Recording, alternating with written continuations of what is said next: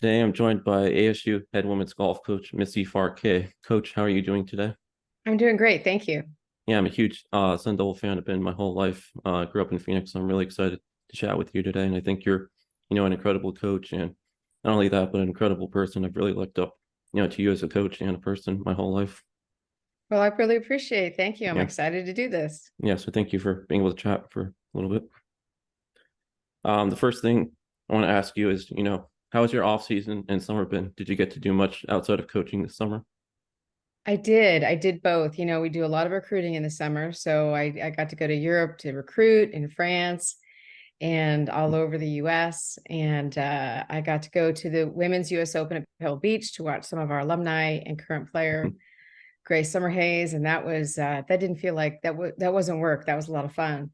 Yeah. And I got to my big thing. I'm a beach girl, so I took my family to San Diego and actually got to go to Turks and Caicos. So I went a little outside of my normal and got to have some good time. Had some really nice, relaxing time to recharge the batteries, which is really what summer is about for us.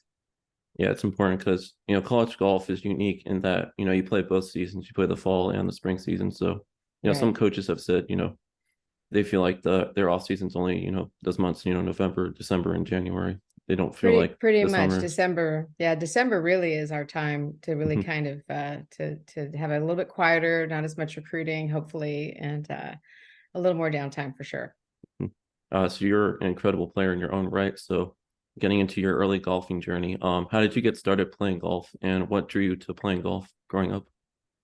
My start in golf was all about my big sister Heather, Mhm, and she's and my dad, our dad, and she started because my dad was a carpenter by trade, and on Saturday mornings he would leave the house at like 4 a.m. to go play golf at Papago, which mhm, ironically is where we're back at now. And I think my dad did not grow up around golf; he just became a big fan, and she kept begging him to let her walk around the course when she was like 6, 7. And finally, I think she talked him into he'd play every weekend and he'd get to know the local pro who was Arch Watkins. And said, well, what do I do? And he was like, we should, we'll give her some lessons. We'll see what happens. So that's really where it started. And then I had to do what my big sister was doing. Was like, why would I be anywhere else than where she was? So mhm, that's really where it started. And we just took off from there and just, it became a part of our life and something to be did every day. And it was not cool to be a golfer back in those days. mhm. Pretty much didn't tell anybody you played golf. All of us junior golfers had the same experience. So we were kind of the golf nerds. So, but that's where it started really at Papago. Mhm. So what were some of your earliest golfing memories growing up, and what age did you begin playing golf?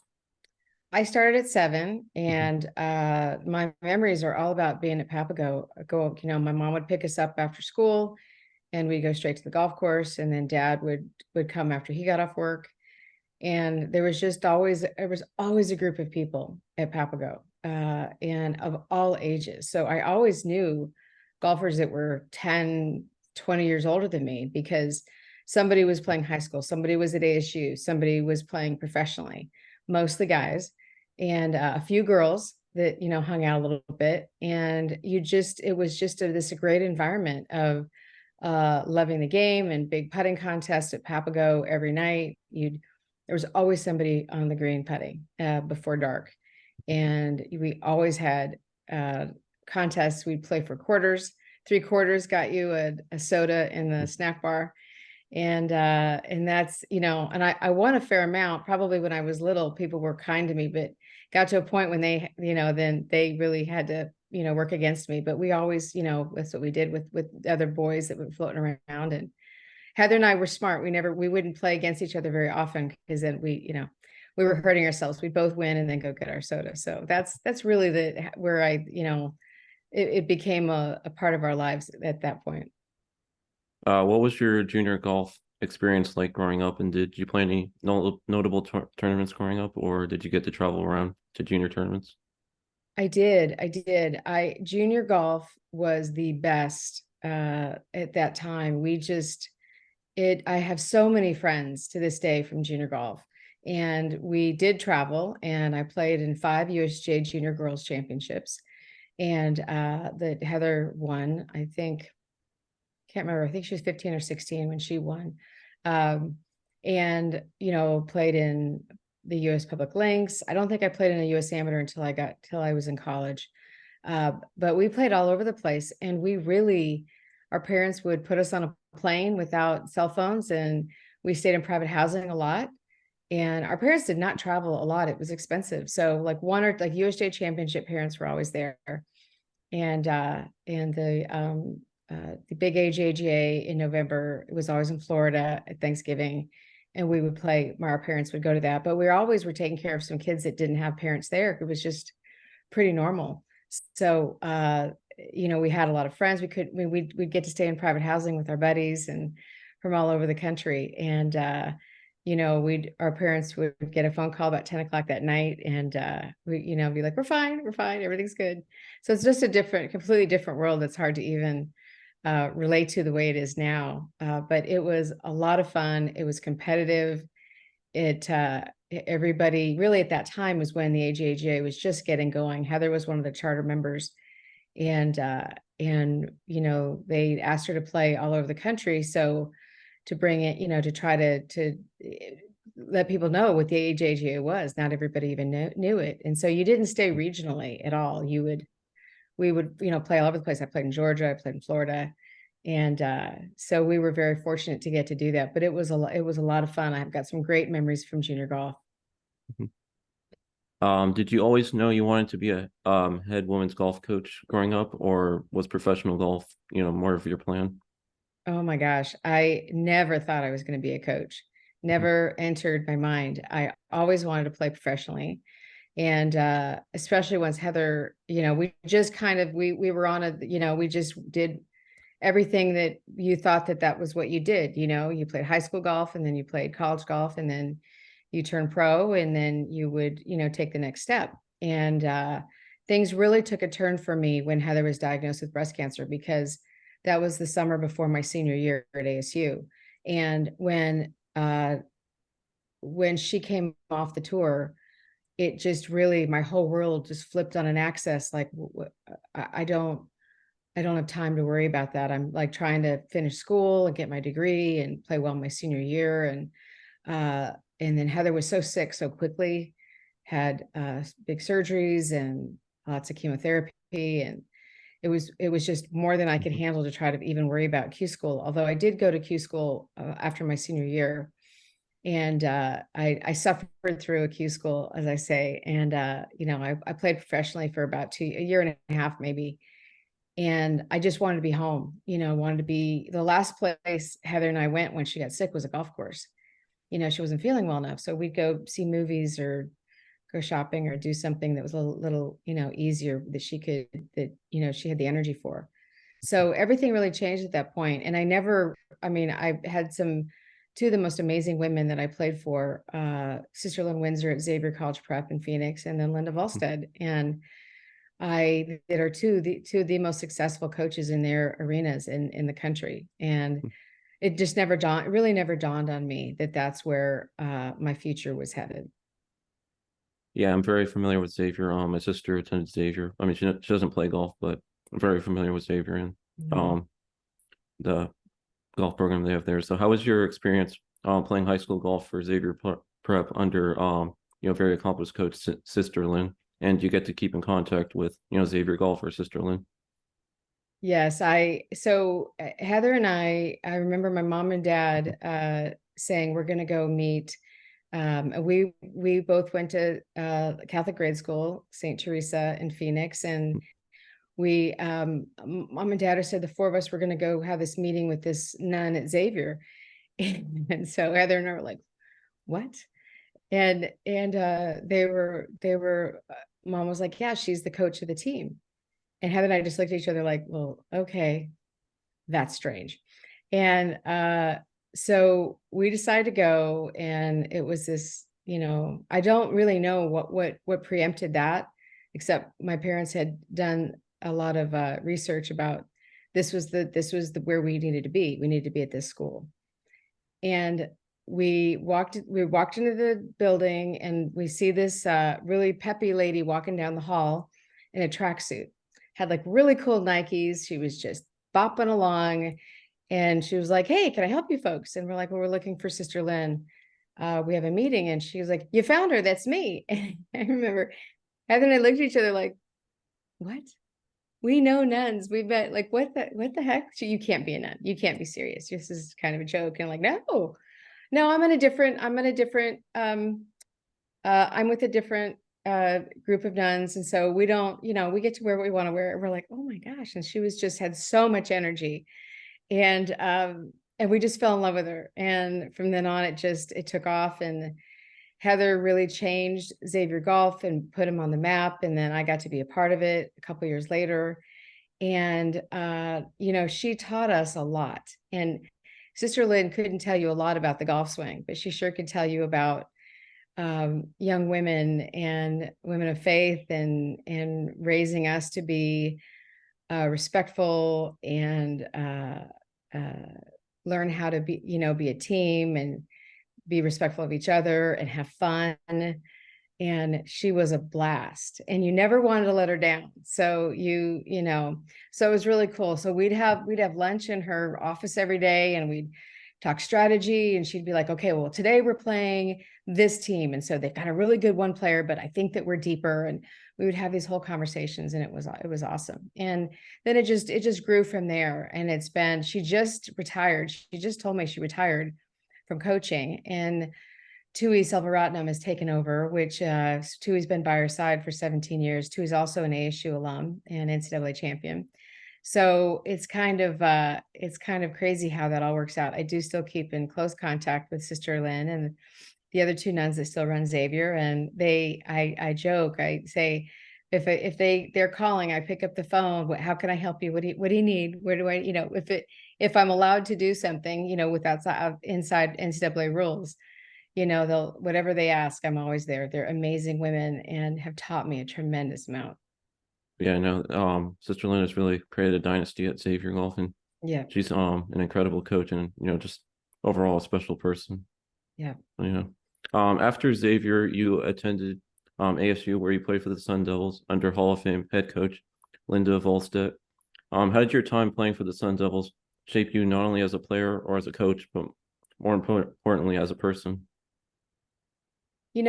College is about growing up and figuring out how to, who you really are and how to do all that. And, Linda was always ahead of her time in teaching us to be grown-ups and adults. And she really was along the same line of Sister Lynn, just continued on. And, she was a stickler for how you dressed, that never showed up. Back then we used to iron our clothes. You never show up in something wrinkled. She would send you home. You knew that. And all along the way, just in how to compete, how to, back then she couldn't talk to us on the golf course. So it was a lot about just teaching us how to live, how to behave, how to be, why it was important to be good students, how to interact with, donors and other people in the university and vice presidents of the university and things like that. And she just exposed us to a lot of different things about how to be an adult, and how to be, a successful woman. And that was, and you didn't even know what, you don't realize it until later, what you were learning. But it was, she put in place strongly, the Sun Devil way, and how we still run our program today, and the things that are important are still important to me today.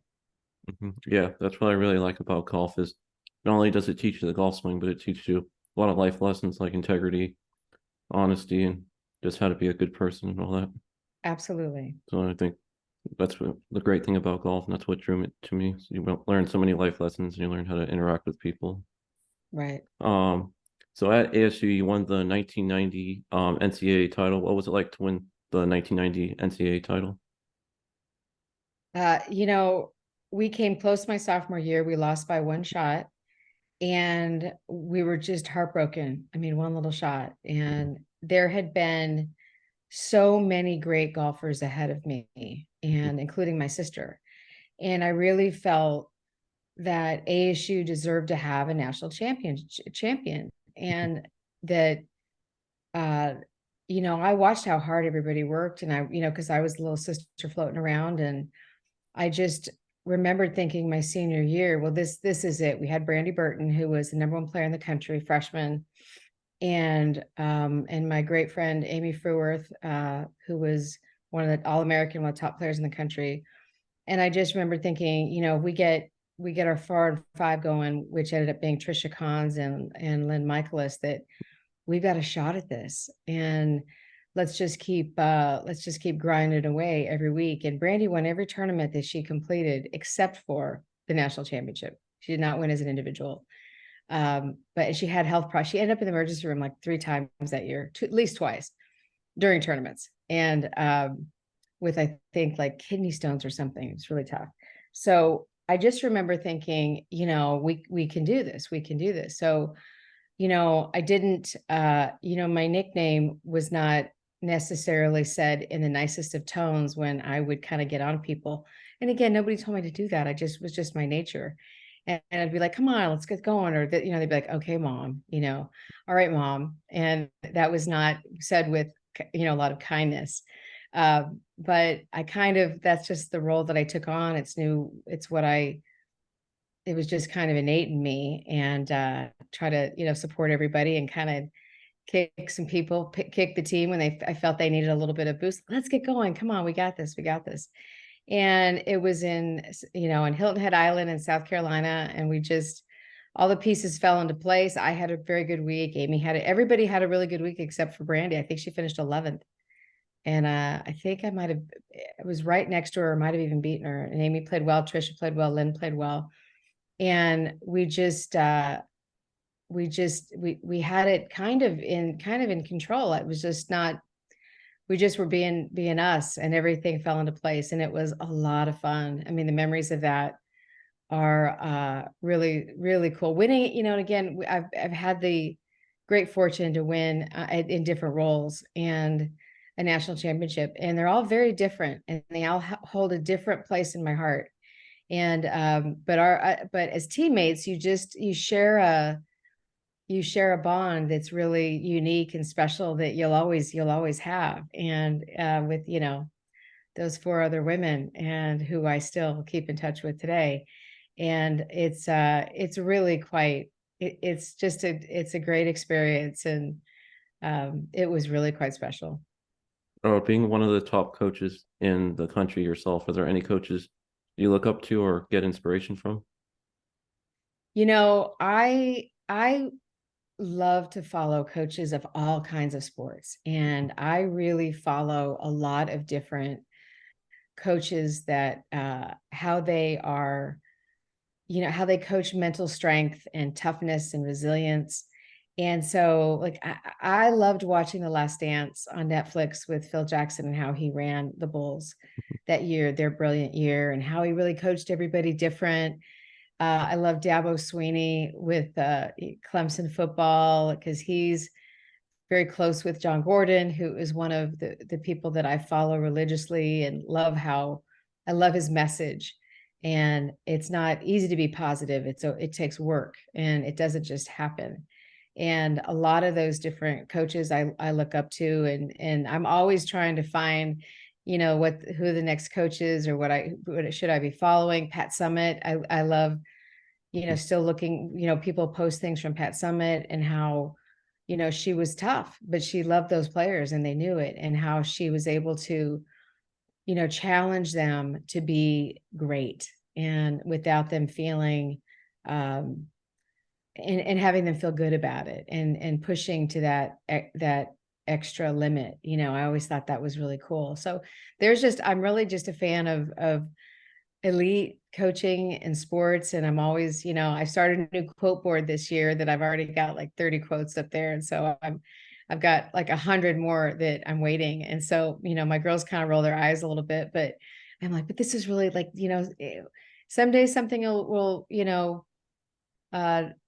sit with you better, and you can relate to better. So I'm always, trying to have them, kind of not be so hard on themselves, and have a short memory. I mean, I'm a huge Ted Lasso fan, and be a goldfish, and they know what that means, and they're again trying not to roll their eyes and laugh, and got to get over that as quickly as possible, move on. And golfers, we like to wallow in our misery when we're upset. We three putt, we do whatever it is we do wrong, mistakes, we're all kind of recovering perfectionists, and so we love to kind of sit in that space. And so I think the more we can learn to pick yourself up and move on, as quickly as possible, I think that that's an attribute. So I'm always kind of pulling from all over the place and trying to learn. I'm always I'm a growth mindset person. Keep growing and keep learning. I love to learn from my coaches at ASU, my colleagues in different sports, and I love to listen to what they're saying and what they're saying to their athletes. I think that's really, really powerful. Can you talk about the impact the increased exposure of college golf has had? Because like the Golf Channel is showing a lot more tournaments on TV, and just college players in general, I feel like, are more in the spotlight, in recent years than they used to It's be. been fantastic. It's been fantastic. And I'm a traditionalist. I wasn't a huge fan of moving to match play because I'm just a traditionalist. I played a lot of match play, played a lot of USGA championships. And I would say I'm a complete fan, obviously, because we won, but it's really just grown the game in ways that, people recognize, me or my players or other, in our men's team. We have exposure that was never given before. I have a photo in my office that is that someone took when we won the national championship, of the exact moment when Monica Vaughn and I realized we were national champions. And we're on a bridge, and they had held the official had held us on this bridge because they said, just wait, you may not need to play this hole, you may have just secured the win. And so the picture, it's the two of us on the end, and there's about, I don't even know how many people, 10 people on the bridge. So there's Mo's opponent, her coach, and then all these camera people. And that in my world, that never existed. When we won, only people that really cared were the university and our parents. People would be like, there's a golf team at Arizona State. I'm like, yes, of course there's a golf team. So now, it was this, like, we were walking through the airport coming back, and people were like, oh my gosh, we watched you. And you're like, are you kidding me? So it's really amazing. And I think it continues to grow and has an impact upwards, to the LPGA, which we certainly hope. And we want to continue to grow that side of it. But it's really exciting to have that experience, to be around, it's a new thing, be around cameras, and it's part of, you go to the national championship and you feel like you're at a major. And and it didn't always feel like that. So that's really, really a cool thing for our sport, for sure. How has this increased exposure in college and amateur golf made players ready to make the transition from college to professional golf? Because, I attended the tournament at Liberty National where Rose Zhang got her first victory in her first professional event. And I just saw, a player who was just ready to make the transition from, college to professional golf, not a player who wasn't ready, just felt like she was ready, Well, and then Rose is a little bit of a unicorn. Not everybody's ready that young, but she was definitely ready. I think that there's a lot of opportunities now, and there's more opportunities to be able to play in professional events, because it is a different feel, and you're walking around these players that you've watched forever, and someone you might have really looked up to and idolized, and they're on the putting green next to you putting, and you're just like, oh my gosh, can you believe that so-and-so? And, Augusta National Women's Amateur, amazing addition to women's amateur golf, and what it has done. And it is absolutely should be on every junior golfer's dream list to get to play. And what does it take to get there? So they all know that their WAGR ranking, some people are still like, the alums and some of my teammates, what's WAGR again? I'm like, it's really important. And, you would have had a WAGR ranking, and you've got to have your WAGR ranking to get, to get invited. And they get, treated, they're absolutely at a major. And it's wonderful to have that exposure, because it leads to that player that, that when they turn pro, that they are more, they have more experience.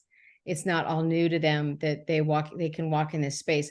Q school is very stressful for everybody, whether they're a tour veteran that has lost their card or a brand new rookie. It is a very stressful.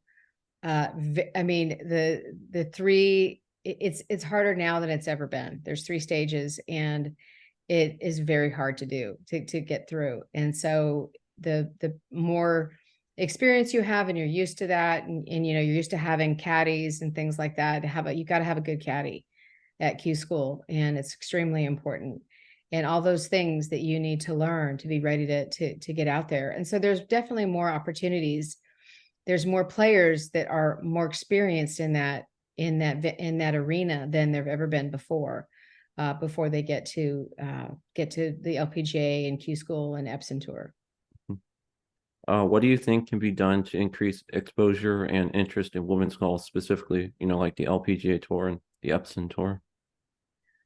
There is something that I am a huge proponent of, and we haven't made any inroads yet in this on the LPGA.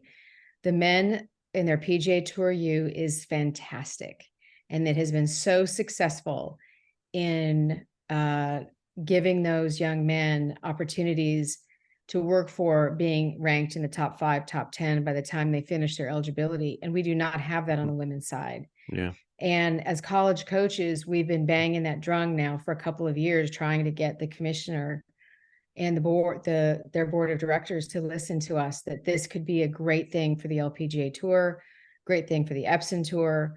And right now, when you graduate, you do not have anything, and you don't have access. And it was really a shame to watch a couple of years ago for us. Olivia Mahaffey was a 4-time All-American, which very few people attain that. And Olivia turned pro and didn't have an invitation to a couple of tournaments in Europe, where she's from, in Ireland, and that was it. And she wrote every tournament director on the LPGA tour and the Epson tour. And then Kevin Yu, on our men's side, who is 2-time All-American, awesome player in his own right, he had the benefit of the tour PGA Tour U, and he went straight to Korn Ferry, and he's done great. He's having a good career, and he's on tour, and he's really, he's building, but he's never had to jump around like Olivia's had to jump around back and forth. The LPGA Q school, European Q school, she had no status, and I felt she'd earned it. And I think that what the men have done is amazing. And I would love to see the LPGA start that. And they don't, they could do, the top 5 senior eligibility could go right out onto the Epson tour and grow that. And I don't think you'll find anybody on the men's tour that would say anything negative about that. And I think, and they even have, they have the Canadian tour, the European tour. And I think it would be great to have immediate access in different levels for at least the top 10 American collegiate players. I think we have the depth now. I think some people say we don't, but I disagree. I think the top 5, you look at that now, you go back and look at who's turning pro right now, and after they've exhausted their eligibility, and it might keep them, like I said, Rose is a unicorn. She's a delightful young lady and was great for college golf, and she's going to be great for the LPGA. And I think it would be a great thing to be able to encourage some of these young women that feel like they have to go early because they don't have as many opportunities if they've been offered something. And I would love to see that. I would love to see that change. And we're continuing as college coaches. There's a group of us that are really trying to grow that and kind of get in the ear of the LPGA and really reassure them that, we are doing our best to prepare them for the LPGA and to be great ambassadors on the LPGA tour. So that's my big goal, that I'd love to see that happen. Yeah, I asked this question because, I volunteered at an Epson tour event they had at my home course here in Connecticut, and I was really saddened to see, it was a nice day. I mean, the first day we had rain, but then Saturday was very nice weather, and there was maybe only, 15 fans or so out there. was a free to attend Right. event, and I mean There's some great talent. there Yeah. wasn't much exposure for the event, so that's probably why there wasn't many fans. But just to see, players were out there, they were pushing their own carts. A lot of the players didn't even have their own caddies, so it just really, was a big shock to me. Even going from, a major championship I attended this year to going to an Epson Tour event, you can just see the big difference. Right. Right. Yeah, and this segues very nicely into my next question. What do you think can be done to get more juniors to play golf, and specifically, more young ladies to play golf? I've seen it grow. It's growing, and I think there's some great grassroots organizations that are doing a great job. The LPGA Girls Golf Club, we have a very active group here in Phoenix, and we've got she does a great job. The director of that is great to get them into it, and then many go on to play more competitively. And your junior golf associations, like we're so fortunate to have great associations in Arizona, from our Arizona Golf Association to our Junior Golf Association to our junior girls golf club, and then on the PGA Tour League, the PGA Junior League. Sorry, PGA Junior League is doing a great job and trying to continue to expose. The First Tee is another great avenue, and I've definitely have seen. There's no question that there are more young girls playing, and there's we just like anything, we want to see those numbers grow. And competitively, the USGA announced last year that they're starting their national teams, and they're in the process of vetting that and figuring out how they want to do that with the junior teams and the men's and women's teams, which all of our players that play, that are international, they all have their country teams, and they learn to play that at a young age, and they have a tremendous love, and it really trickles up to Solheim Cup and Ryder Cup, and you see the Europeans and the President's Cup, Europeans and international players that have a tremendous love for playing as a team and country. And, we are really behind. That's the one area where we're behind. And so it's going to be great to watch this grow and to see how they, a little harder to do. The United States is quite large, and probably that's going to be regional. And then how it continues on up to that space. We have this next weekend, Preston Summerhays is representing the U.S. at the Walker Cup at St. Andrews. And, we've got the Curtis Cup next summer, and we've had Curtis Cuppers for a long time at ASU on the women's side. And, I want to continue to see these young girls say, I want to play for my country, and I want to be able to do that. And I think it'll continue to grow because it's very hard. You've got to be the best of the best to get to those teams. And so, but what a great goal to have. And the more exposure we have, again, like I said earlier, we were kind of the nerdy golfers. And now now I don't tell somebody on a plane that I'm a golf coach, because I don't want to talk to for 2 hours about, about their golf swing or something. But, it's a much cooler thing to, tease the girls, like, I'd walk to class with Phil Mickelson at ASU, and he'd be in like nerdy golf clothes, and I'd be like, dude, can you just put on a t-shirt and not look like a golfer? There's cool football. We got the football guys in this class, and we don't need a sign that says we're the nerdy golfers. And now it's just totally different, and it's continuing to change. It's cool for girls to be golfers. And, we go play all over the world, and, it's great to be at a club when any golf course in the Phoenix area, Scottsdale area, that we go play, and men literally stop to watch and are in awe of how good our women are, and their club head speed. And, they just kind of sit there and go, you kind of see the jaw drop and go, oh, wow. So the level of respect has really increased, and how hard they work to get to where they are, and how much it takes. And our range at Papago is, when the weather's great, is packed 3 deep. So golf is a very popular sport right now, and there's nothing better than me seeing a dad with his little girls out at the range and practicing and getting them into it. And so many of us are driven by our parents and wanting to be, make it fun. It's supposed to be fun. It's not supposed to be golf is not supposed to make you cry, although it does on occasion. But to see that as a family activity, and it's a lifelong game. And, there's a lot of men and women out there that played junior golf, played high school golf. If you're very, very fortunate, you get to play college golf, and it's your game for life. And it's a really, I play golf with my sons now who are grown, and it's a wonderful way to live your life, to be a part of that. And so we're always looking for ways to continue to get more girls involved. But I'll stop and say something to a dad, and he won't know who I am. I'm like, you keep taking your girls out to play golf, and you will be grateful that you did that. Mhm.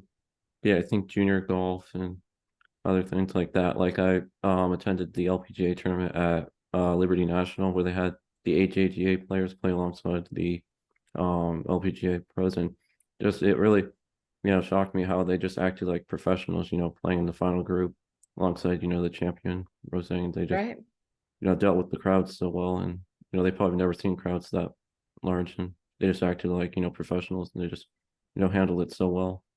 Yeah. They stayed mentally composed, and that was just really opening to me how these juniors just, handled it so well. So you talked about like, the junior Solheim Cup and all that, but we'll get into the real Solheim Cup because that's coming up in September.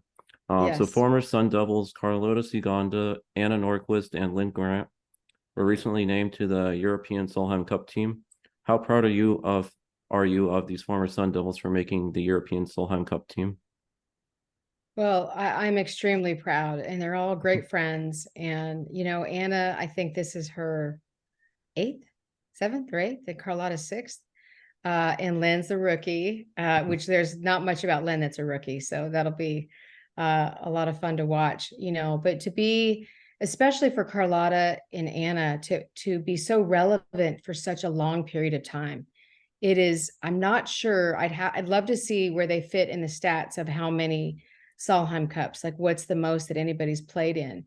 They're so passionate about it, but to have a career that's so relevant year in, year out, year in, year out, a massive accomplishment for both of them. And they're so passionate about it. There is no, they're so excited to play for Captain Suzanne Pedersen this year. Anna's a playing captain, assistant captain. And I can see Carlotta being a captain someday because it's so meaningful to them, and their families come out in great numbers. And it's going to be, it's in Spain and Vamos. You'll be hearing Vamos all over the place.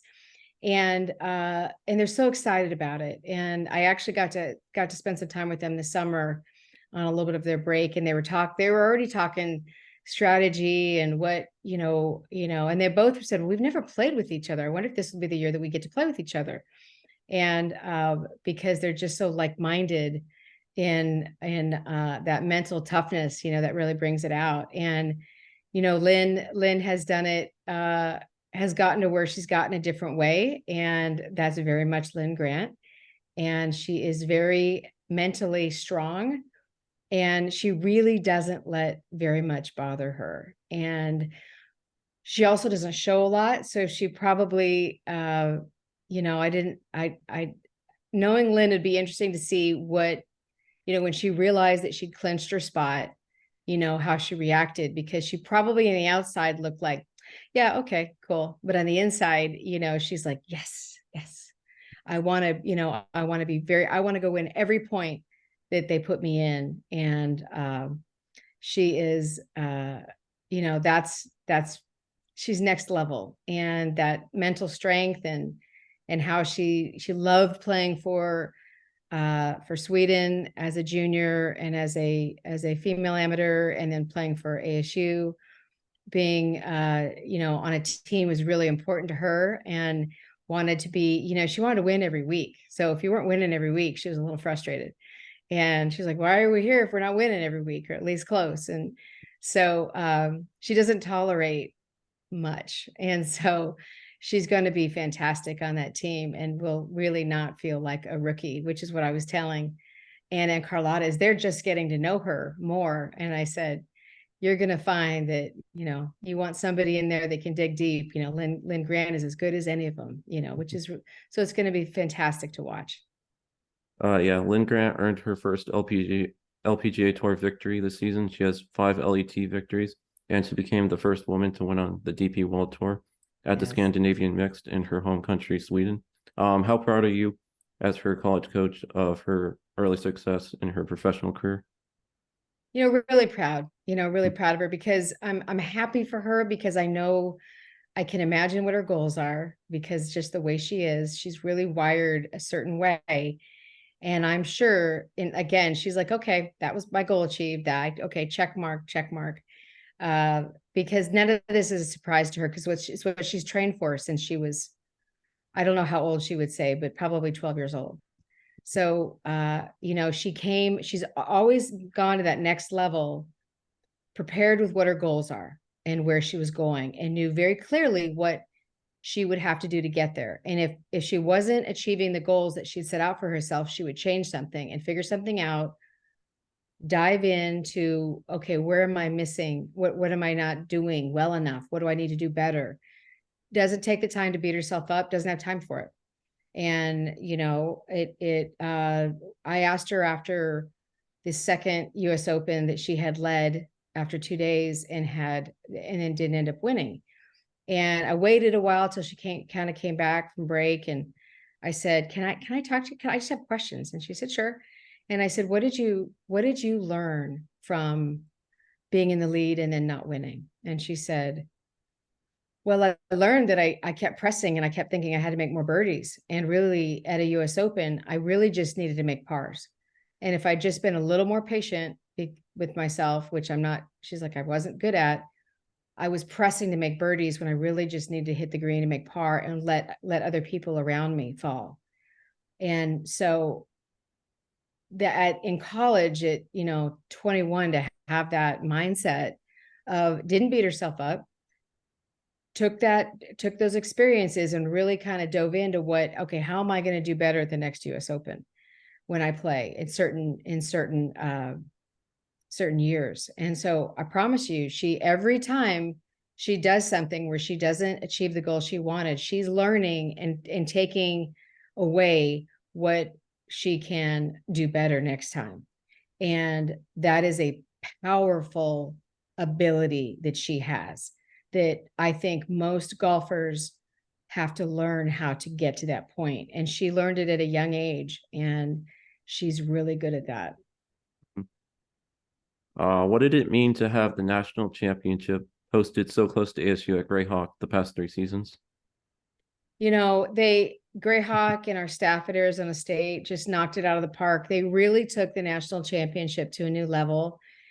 And able to do that to have it every year for 3 years, they were able to make improvements on different things, or course setup, or how we ate, different, all kinds of stuff. And I don't think, even though people weren't happy that everybody thought we were going to win every year, both the men and the women, and that's a challenge and a little bit of extra pressure that you have when you're in that space. And so it wasn't always necessarily the easiest, but it was wonderful to see our golf community come forward and volunteer and do just a fantastic job. And we're so proud of how the Greyhawk looked, and ASU and the team that put together, they were outstanding. And so it's just really an amazing thing that we got to be a part of that.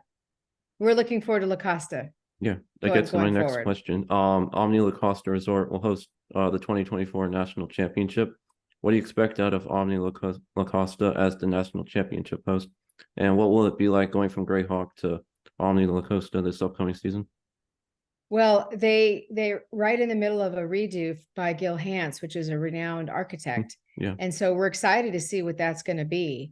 And San Diego, it's just north of San Diego, which is one of my favorite places on the planet. So, and I know that city really well. So I'm really excited to get to spend that time in San Diego, just north of San Diego, for the next couple of years. And so we'll see how nobody will have seen the golf course. Nobody will have seen anything, but I'm sure University of Texas is the official host. I'm sure they're doing a great job making sure everything will be set up great. And I know that they've spent a lot of time in talking to Greyhawk and ASU, and I think they'll do a great job. And we're really excited to head there for 3 years. Mm-hmm. Yeah, you talked about Gil Hanse. He's redoing golf at Yale Golf Course, and he's redoing doing a redesign of that course starting in October, the Yale golf Yep. course. And then I He's also go he's a very he's the hot architect right now. So it's exciting to watch what he does. and I also golf at Sacred Hearts Golf Course, Great River here in Connecticut. Um, so what was it like to win the 2017 team national championship and have Monica Vaughn be the individual champion? You know, it was really we just had such a great week and we didn't put a lot of pressure on ourselves. I think there was so much talk because the weather was going to be so bad that we were not the team that they were talking about. And we were not the team. I don't think anybody expected the sunny Sun Devils to be able to withstand that weather. And Yeah. the one day, I mean, the stops and starts, I think that it was the temperature was in easily in the 40s and pouring rain. And so they just adopted a great mindset of mental resilience where literally we'd go to the golf course with 5 shirts and because your rain gear could only hold it so long, and then they'd stop, they'd take a new shirt out, they'd get a dry shirt, go to the next few holes, and we took everything. Michelle and I, our assistant coach, we'd go to the laundromat at night, throw everything in the dryers, their gloves, everything, head covers, you name it.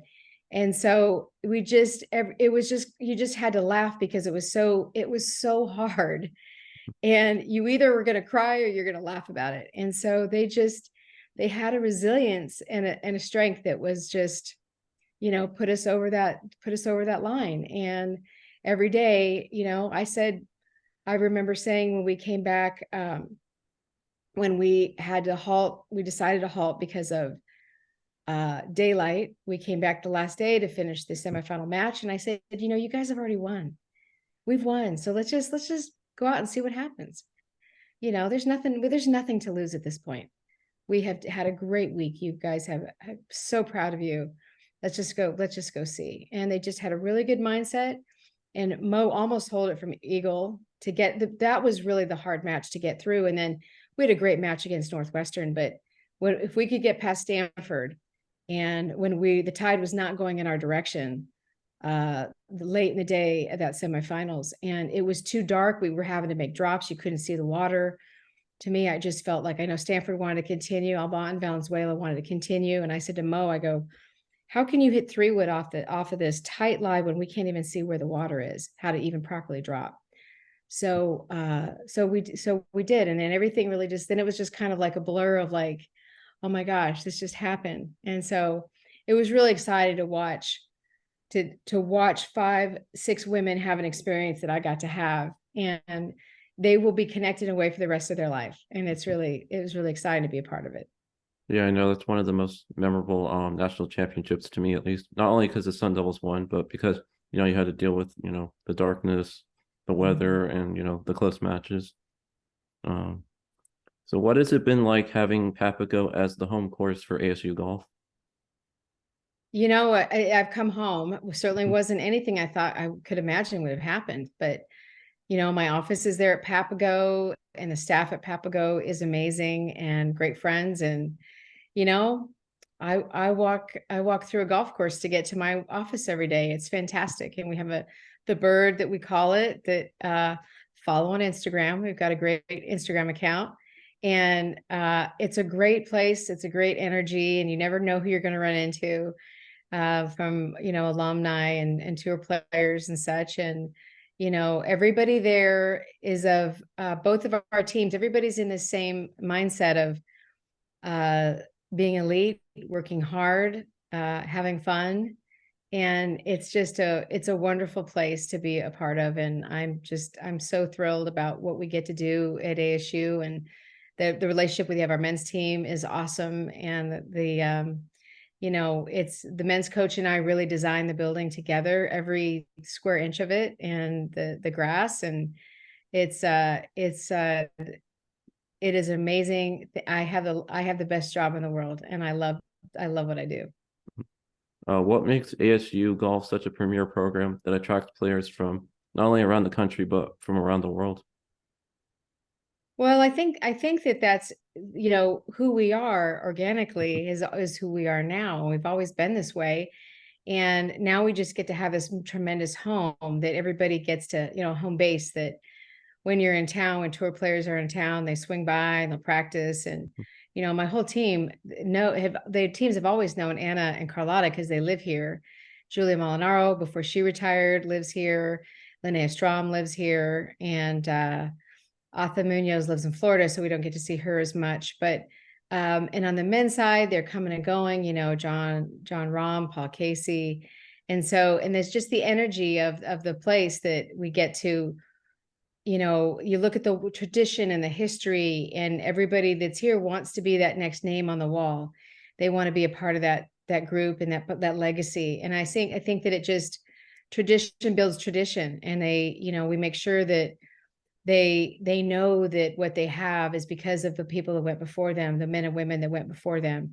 And it's really, I talk about alumni all the time, and they know that, and everybody on both sides.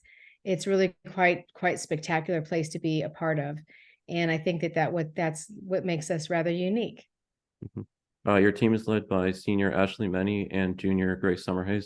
What was it like to see Grace compete at this year's U.S. Open at Pebble Beach? It was really cool to watch Grace teed up in a U.S. Women's Open, and for her to experience that. She'll do even better next time she plays in another one. And she is fierce and tough and resilient, and she's a lot of fun to coach.